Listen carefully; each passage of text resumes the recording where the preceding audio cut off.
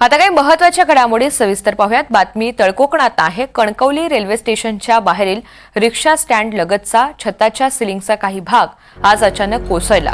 कोसळलेली सिलिंगची plate ही वरतीच अडकून लोंबकळत राहिली आणि त्यामुळे या कामाच्या दर्जाबाबत आता मोठं प्रश्नचिन्ह निर्माण झालंय। हे सिलिंग कोसळल्याची माहिती मिळताच शिवसेना ठाकरे गटाच्या पदाधिकाऱ्यांनी घटनास्थळी भेट घेतली आणि कामाच्या निकृष्ट दर्जाची चौकशी करण्याची मागणी सुद्धा केली आहे। या संपूर्ण कामाचे स्ट्रक्चरल ऑडिट करण्याची मागणी शिवसेना ठाकरे गटाने केली आहे।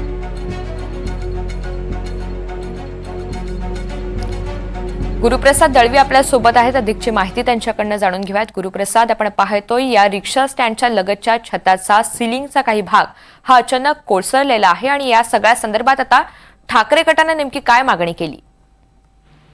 नक्कीच ऋतुजा, कणकवली रेल्वे स्टेशनच्या बाहेरील रिक्षा स्टँड मोठा आहे आणि लगतच्या छताचा जो सिलिंगचा भाग आहे तो अचानक कोसळला आणि कोसळलेली सिलिंगची प्लेट ही वरतीच अडकून लोंबकळत राहिली। त्यामुळे या कामाच्या दर्जाबाबत फार मोठं प्रश्नचिन्ह निर्माण झालेलं आहे।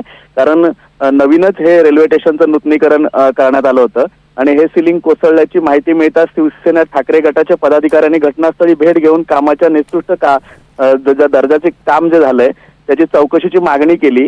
त्यामुळे या संपूर्ण कामाचे स्ट्रक्चरल ऑडिट करण्याची मागणी देखील या ठाकरे गटाने केलेली आहे। ऋतुजा, अगदी धन्यवाद सविस्तर माहितीसाठी।